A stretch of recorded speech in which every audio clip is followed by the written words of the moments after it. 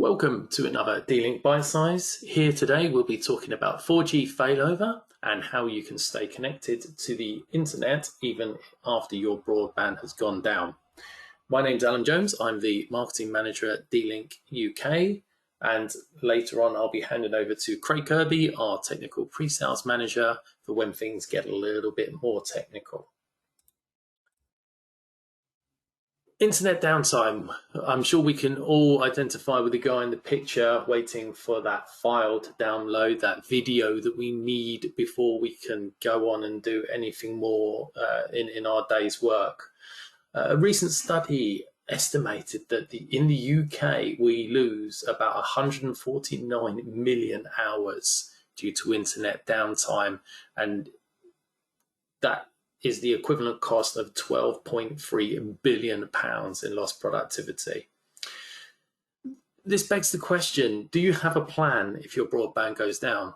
Well, D-Link does. Our routers are designed with a constant internet connection in mind. You can create failover connectivity if either your fixed line or mobile broadband fails.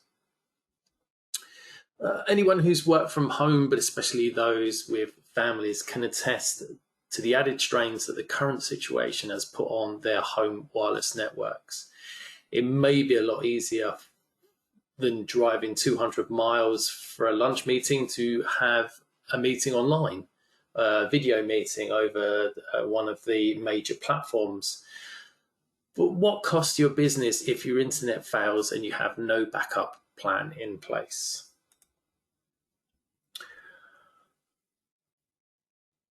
ISPs don't generally offer an SLA or a service level agreement or guarantee on ADSL lines. Even if yours does, they can't actually guarantee that your line will always work, and they can't guarantee that it will always be fixed immediately. A line fault, ISP maintenance, routing failure, cable damage, power failures at the ISP or exchange, these can break your connection for days on end. To have the 4G option to switch over will allow the router to kick in the very moment that the internet fails. So switch over to 4G when you need it the most, allowing you to stay connected and enjoy the internet without interruption. This is the D-Link DWR953. It's the fastest router that we have in our 4G range at the moment. It has a wireless speed of AC 1200, operates on both the 2.4 gigahertz and the 5 gigahertz wireless band time, so can fully replicate your home router connection there. This is probably the model that we'd recommend for a home office, because it will allow you to download those big images, videos, and have a nice smooth connection when you're streaming video calls. The last part is to make sure that you get yourself a decent SIM card. One of the best aspects of 4G internet is that it's plug and play, unlike a broadband connection.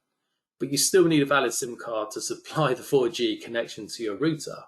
These are widely available as pay-as-you-go, or get yourself a monthly contract if you plan to be a larger user.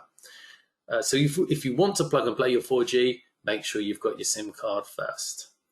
I'll now hand over to Craig, who will talk through the more technical aspects of 4G.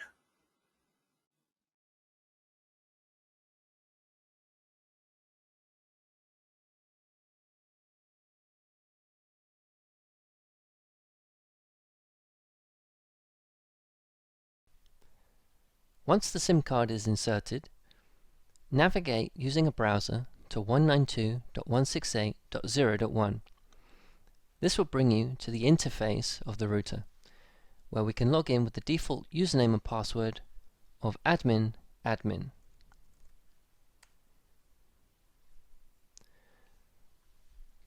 Once in the GUI, you can see that the SIM card is connected automatically. This may vary from internet service providers, depending on if you're using a 3G or 4G device.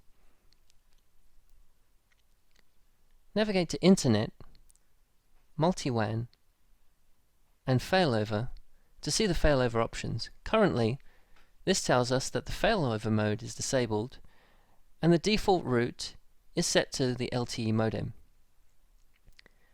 Three options are disable, load sharing, and failover.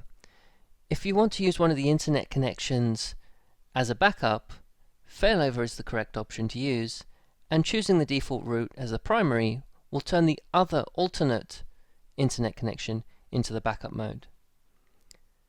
If you want to use both connections at the same time, speeding up internet services, choose the load sharing option and click apply.